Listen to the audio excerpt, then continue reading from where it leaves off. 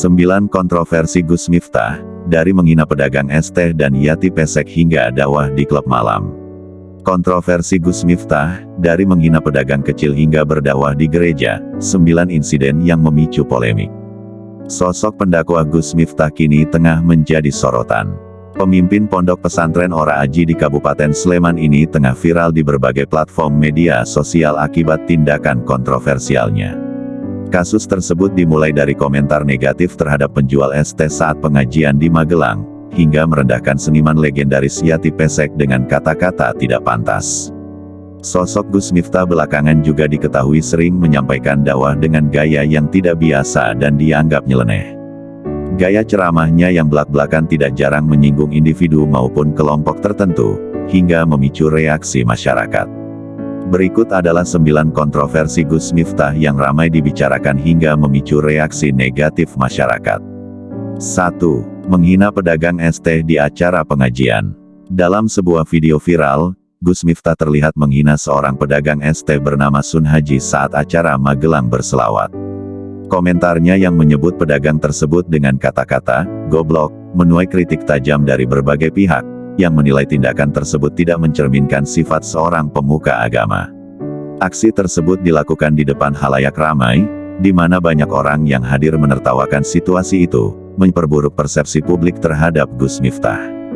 Banyak masyarakat yang berpendapat bahwa seorang pemimpin agama seharusnya memberikan contoh yang baik dengan menghormati semua orang, terutama mereka yang berjuang untuk mencari nafkah. Kendati demikian, Miftah Maulana telah meminta maaf dengan Sun Haji dan menyatakan mundur dari jabatannya sebagai utusan khusus Presiden bidang kerukunan beragama dan pembinaan sarana keagamaan. Keputusannya mundur dari jabatan di pemerintahan setelah dirinya melakukan perenungan dan sesuai dengan isi hatinya. Kontroversi ini memperlihatkan bagaimana pentingnya menjaga ucapan dan sikap, terutama bagi tokoh yang menjadi panutan bagi banyak orang. Meskipun beberapa pihak membela tindakan Gus Miftah sebagai candaan, dampaknya telah merusak citranya di mata publik. 2. Menghina seniman legendaris Yati Pesek. Pesinden Yati Pesek ternyata masih merasakan sakit hati atas perkataan Gus Miftah 2 tahun lalu yang menyebutnya jelek dan hal lainnya. Hal ini terungkap melalui unggahan Erik Estrada di Instagram pada Jumat, 6/12. Kontroversi besar Gus Miftah berikutnya adalah pernyataannya yang dianggap menghina seniman legendaris Yati Pesek. Dalam sebuah video lawas di pertunjukan wayang, Gus Miftah terlihat melontarkan komentar yang dianggap merendahkan fisik Yati Pesek. Komentar tersebut memicu kemarahan publik, terutama dari kalangan seniman dan budayawan, di mana seorang Yati Pesek merupakan pegiat seni legendaris yang seharusnya dihormati dan bukan dijadikan sebagai bahan ejekan. Tindakan nyelenehnya ini tidak hanya berdampak buruk di mata warganet, namun juga ke sosok Yati Pesek secara langsung. Yati mengaku sakit hati atas ucapan Miftah tersebut karena sejak kecil terjun di dunia seni, ia tidak pernah menerima pernyataan seperti itu. Bahkan, Yati pun sempat menangis atas perkataan Miftah yang diklaim hanya bercanda. 3. Berdakwah di Gereja Bethel Indonesia. Pada 2021, Gus Miftah membuat cara dakwah yang kontroversial di Gereja Bethel Indonesia.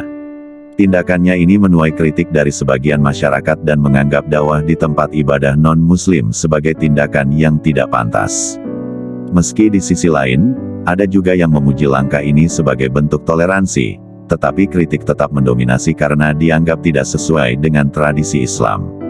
Kontroversi ini memperlihatkan perbedaan pandangan yang tajam dalam masyarakat mengenai batasan dakwah lintas agama. Insiden ini juga memicu diskusi tentang bagaimana agama dapat menjadi jembatan untuk dialog antar umat beragama, meskipun pendekatan ini tidak selalu diterima oleh semua pihak. 4. Menoyor kepala istri di depan publik. Viral Gus Miftah toyor kepala istri, gemas saat Denny Caknan nyanyi di harlah pondok pesantren Ora Aji. Pada 2024, Gus Miftah tertangkap kamera melakukan aksi yang tidak biasa saat berada di depan umum, yaitu menoyor kepala istrinya. Perilaku ini dianggap tidak pantas oleh banyak netizen, meskipun ia menyatakan bahwa hal itu hanya sekadar candaan. Banyak yang berpendapat bahwa tindakan tersebut mencerminkan sikap kurang menghormati terhadap perempuan, terutama mengingat posisinya sebagai seorang tokoh agama yang harusnya memberikan contoh teladan. Perilaku seperti ini menimbulkan perdebatan tentang batasan candaan dalam kehidupan publik.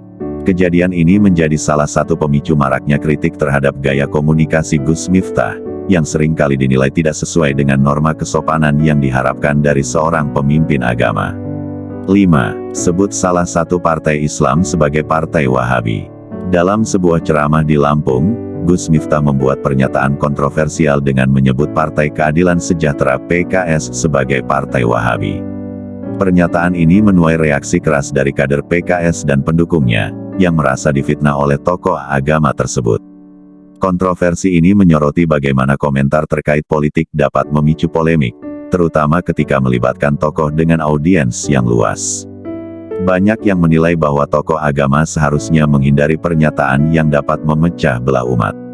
Peristiwa ini menjadi pelajaran penting tentang pentingnya menjaga netralitas dan kehati-hatian dalam berbicara tentang isu politik, terutama bagi tokoh publik. 6. Membagi uang saat kampanye di Madura. Di Madura, Gus Miftah membagikan uang kepada jemaah yang hadir dalam sebuah acara keagamaan, yang kemudian dituduh sebagai bentuk politik uang menjelang pemilu 2024. Ia berargumen bahwa uang tersebut merupakan bentuk sedekah, tetapi tindakan ini tetap menuai kontroversi. Kritik datang dari berbagai pihak yang mempertanyakan motif di balik pembagian uang tersebut, mengingat momen kampanye politik yang sedang berlangsung. Tindakan ini memicu spekulasi bahwa ia menggunakan popularitasnya untuk mendukung pihak tertentu. Kasus ini mempertegas perlunya transparansi dan batasan yang jelas antara aktivitas keagamaan dan kegiatan politik, terutama bagi tokoh agama dengan pengaruh besar seperti Gus Miftah. 7. Menghina pendakwah lain dengan wayang. Sempat tegang gegara wayang, Gus Miftah peluk Ustaz Khalid di Arafah. Gus Miftah terlibat kontroversi setelah menyampaikan komentar yang dianggap merendahkan Ustaz Khalid Basalamah dalam sebuah acara wayang di pesantrennya. Kritik terhadap sesama pendakwah ini memicu perdebatan panjang di media sosial. Banyak pihak yang merasa bahwa sebagai sesama tokoh agama, seharusnya Gus Miftah menunjukkan sikap saling menghormati dan mendukung, bukan saling menyerang. Insiden ini menambah daftar panjang kontroversi yang melibatkan dirinya. Kejadian ini menunjukkan bahwa perselisihan antar tokoh agama dapat memengaruhi persepsi publik tentang kesatuan dan integritas komunitas keagamaan. 8. Berdakwah di kelab malam. Gus Miftah pernah berdakwah di kelab malam, yang ia sebut sebagai upaya untuk menjangkau umat di luar tempat ibadah tradisional. Meskipun tujuannya dianggap mulia, langkah ini mendapat kritik karena dianggap merusak citra dakwah Islam. Banyak yang mempertanyakan efektivitas pendekatan ini, sementara sebagian lainnya memuji keberaniannya untuk mendobrak norma. Kontroversi ini menyoroti tantangan dalam menyeimbangkan inovasi dengan norma keagamaan. Langkah ini memperlihatkan bagaimana pendekatan yang berbeda dapat menciptakan perdebatan, terutama ketika melibatkan tempat-tempat yang dianggap tidak pantas untuk kegiatan keagamaan. 9. Membandingkan larangan speaker masjid dengan dangdutan.